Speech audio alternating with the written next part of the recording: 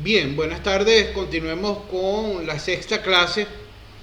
En la de ayer nos referíamos, o en la anterior nos referíamos al tema de los límites, la definición del poder constituyente, la definición de soberanía, cuando hay una sinonimia entre poder y soberanía, el poder constituyente originario, el poder constituyente derivado. Leíamos el artículo 347 de nuestra Constitución, hablábamos de ese momento constituyente, de ese momento en el cual se crea el Estado. Y hablamos sobre los límites al poder constituyente un poco. Por supuesto que cuando nosotros vemos nuestra Constitución, pareciera que en nuestra Constitución pues no hay nada claro al respecto. Solo hay tres normas que regulan el tema del poder constituyente. Ya vimos el 347, si miramos el 348, habla de la iniciativa de la convocatoria para la Asamblea Nacional Constituyente, que la pueden tener el presidente, la Asamblea Nacional, por supuesto con un acuerdo de 2/3 partes, los consejos municipales en cabildo, también 2/3 partes, el 15% de los electores, etcétera. Y el 349 que hace referencia a que el presidente no puede objetar el resultado de la Asamblea Nacional Constituyente, que los poderes constituidos no pueden impedir las decisiones de la Asamblea Nacional Constituyente, es decir, convierte a la Asamblea Nacional Constituyente en la Constitución en una especie de poder que está por encima de los poderes constituidos, y dice que una vez promulgada la Constitución se publicará en la Gaceta Oficial. Por supuesto que allí observamos que hay vamos a decirlo de esta manera, un gazapo, un error constitucional, un vacío constitucional, porque evidentemente que una vez que la Asamblea Nacional Constituyente hace una nueva Constitución, esta tiene que ser refrendada por el pueblo a través de un referéndum. De esa manera ocurrió con la Constitución de 1999 y de esa manera tendría que volver a ocurrir en caso de que la Constitución fuera modificada. Sin embargo, aquí no se habla de este referéndum en el artículo 349 ni en ninguna parte de la Constitución, sino que una vez que queda lista la Constitución promulgada, pues se publica en la Gaceta Oficial.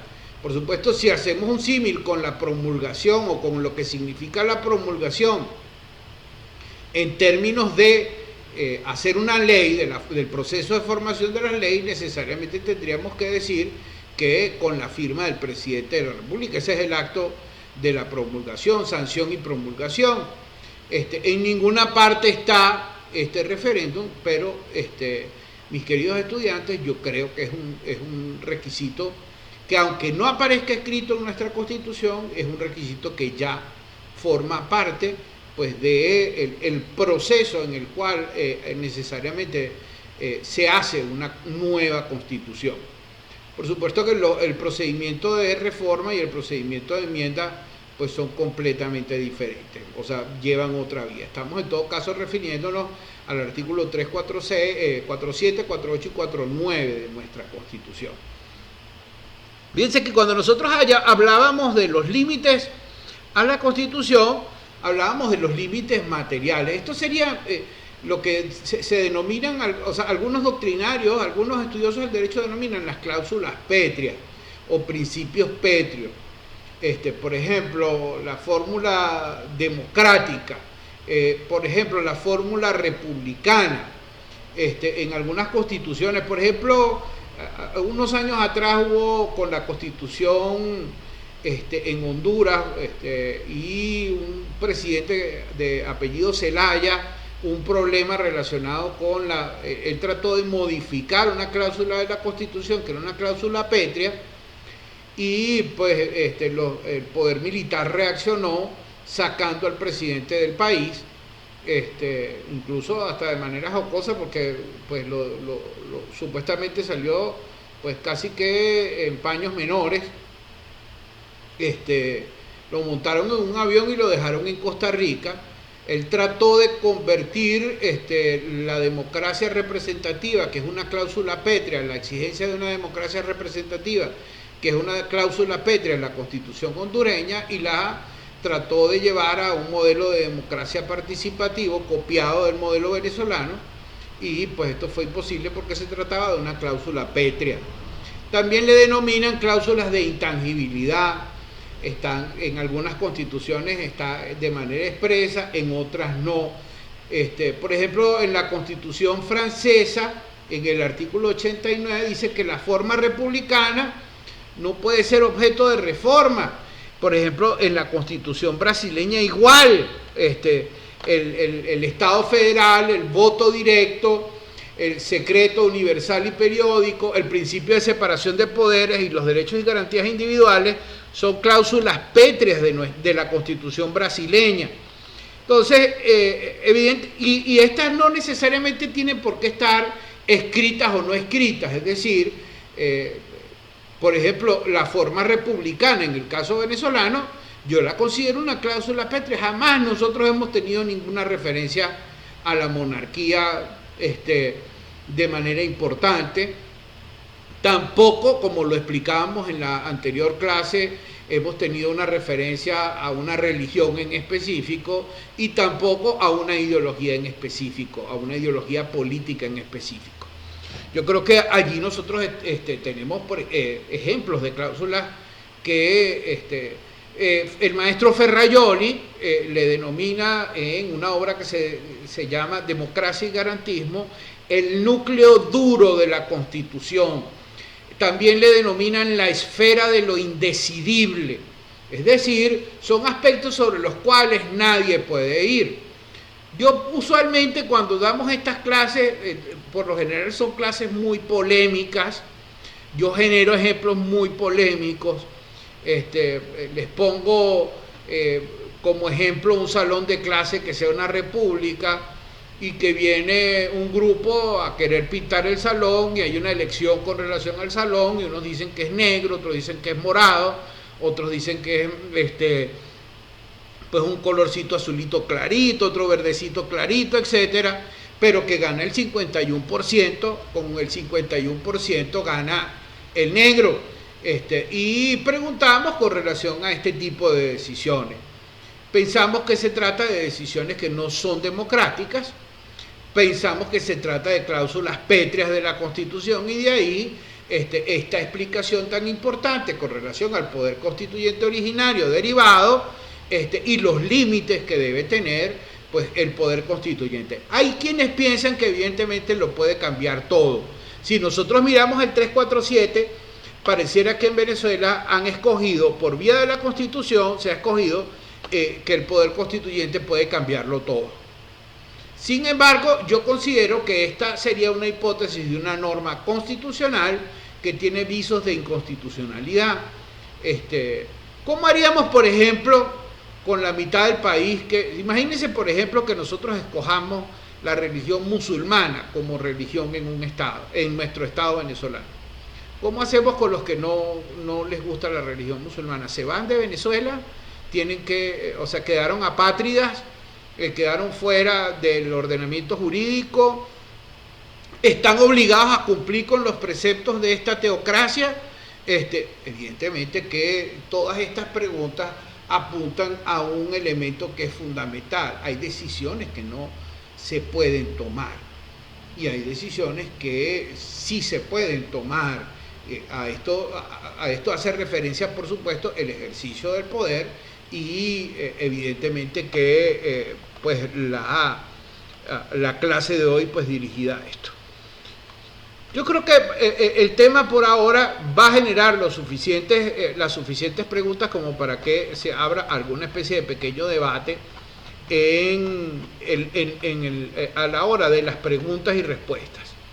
En todo caso, pues a mí me interesa también que quede claro, además de esto, unos conceptos de constitución. Sobre todo me interesa que quede claro el concepto de constitución que le hemos dejado en el paper que hemos mandado a leer sobre los conceptos de constitución de Ignacio Fernández Sarasola, sobre todo porque el maestro hace referencia, Sarasola, a unas definiciones de constitución que para mí son importantísimas, que son las definiciones de constitución del maestro García Pelayo. El maestro García Pelayo hacía referencia a la constitución sociológica, es decir, aquella que es resultado de los procesos sociales que se viven en un determinado estado, en una nación determinada.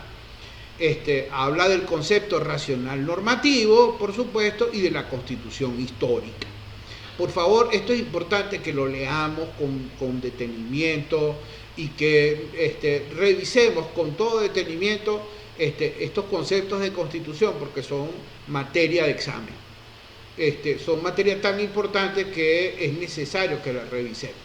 Cuando hablamos el concepto racional normativo, histórico y el sociológico, apuntamos a tres elementos completamente diferentes del quehacer humano que de alguna manera terminan por definir el tipo de constitución de la cual se trata.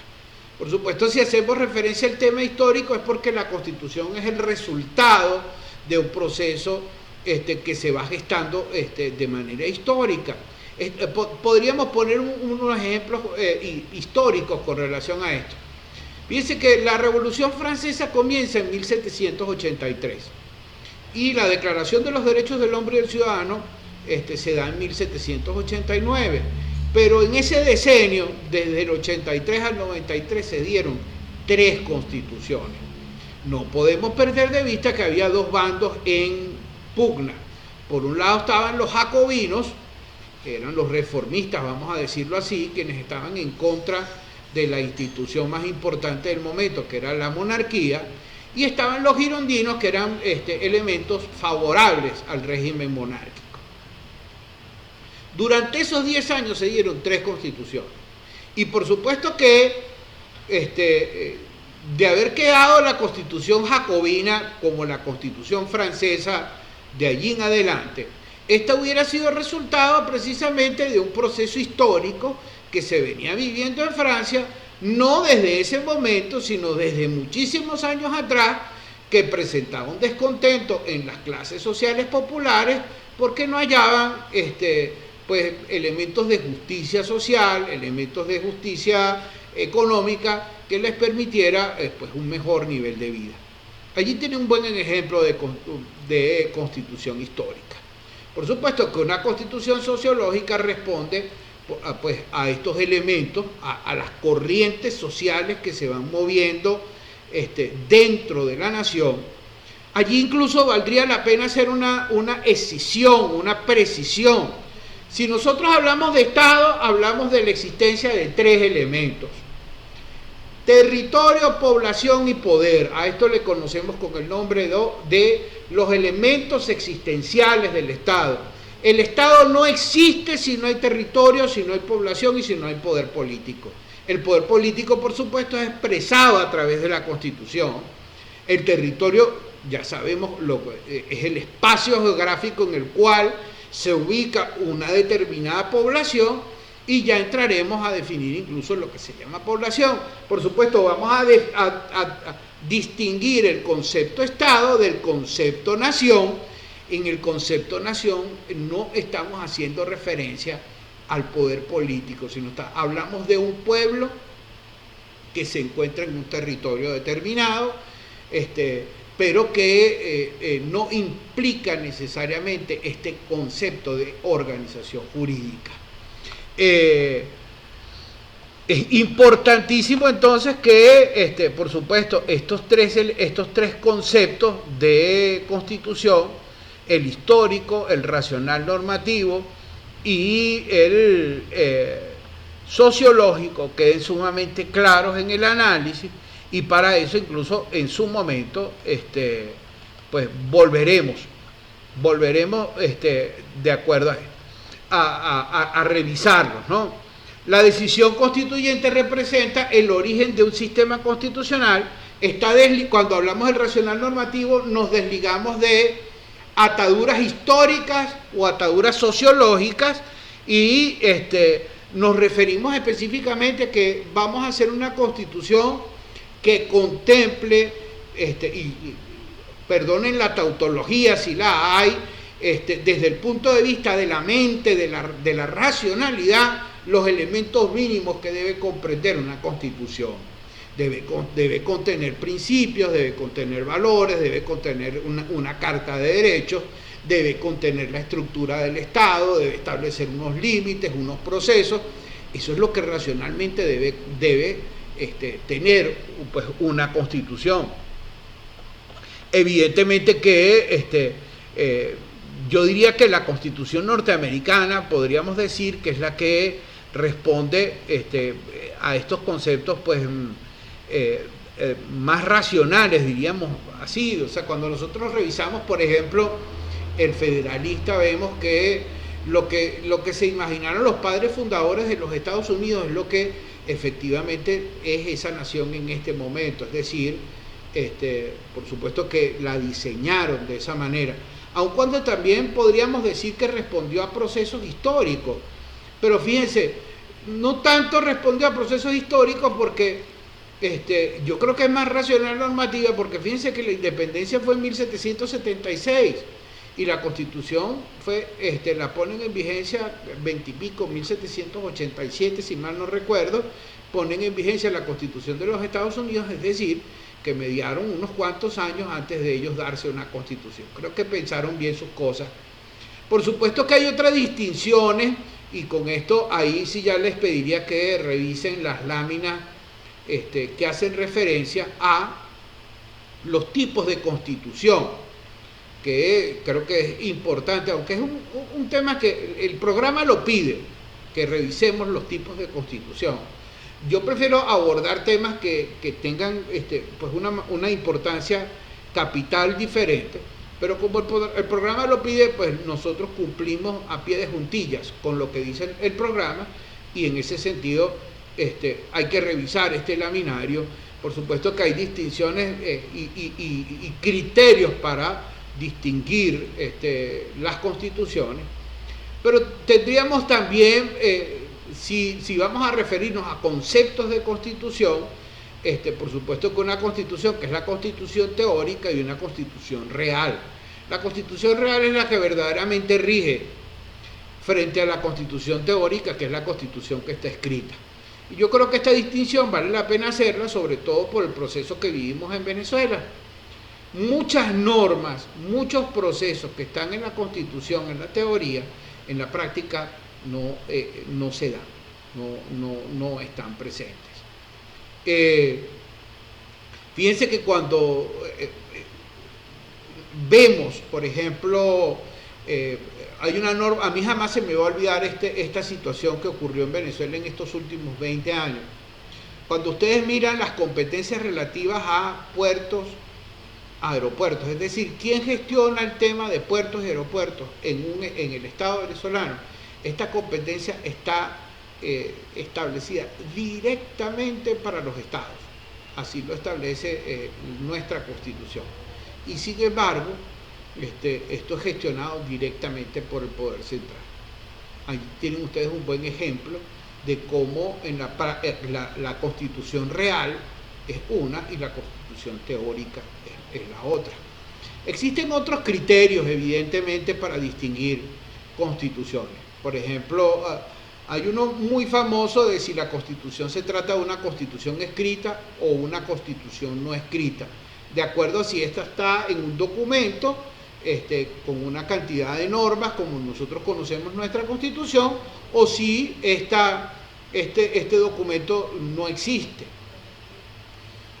Realmente esta distinción yo creo que carece de sentido, porque los ejemplos que se colocan de constituciones no escritas están en Inglaterra y en Israel. Realmente ustedes revisan el proceso constitucional inglés, sobre todo el inglés, y nosotros vamos a conseguir desde la Carta Magna hacia adelante, en 1215, o de la Carta Magna hacia atrás, referencias escritas al derecho constitucional inglés en muchísimos documentos y muchísima producción.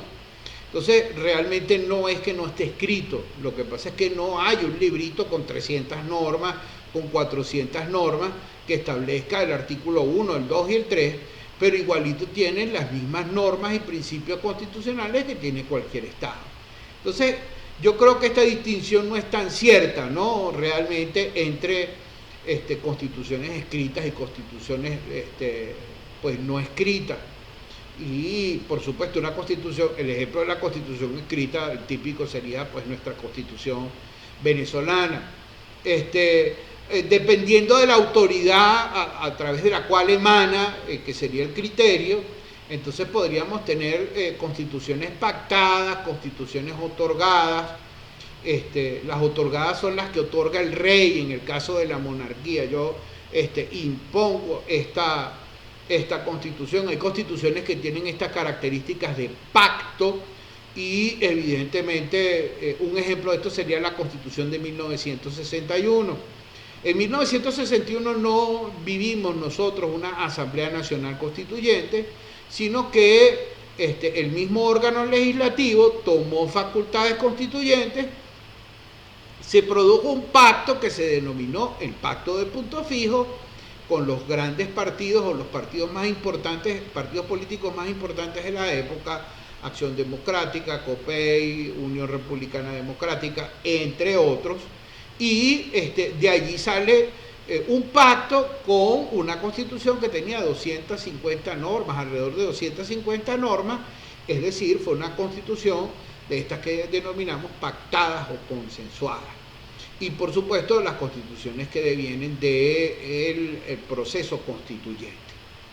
En todo caso, fíjense cómo hemos ido ya redondeando estas primeras clases, estos primeros momentos de nuestra materia, en los cuales hemos ido delineando cómo la teoría de la política y la política en sí misma y el derecho constitucional van de la mano, entretejidos, engranados, cómo se va dando la influencia o diríamos que incluso la retroalimentación, el feedback que se produce entre los elementos de naturaleza política y los elementos de naturaleza normativa constitucional, para que vaya tomando cuerpo una especie de caudal, una especie de cauce en el cual van elementos políticos y elementos jurídicos que se van entrelazando, que se van engranando para producir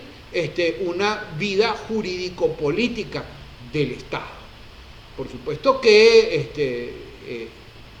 esto es una materia que da como para un año de trabajo, y nosotros la vemos de manera sintetizada en un trimestre, y por supuesto que esta síntesis nos obliga a ir a los elementos de naturaleza puntual.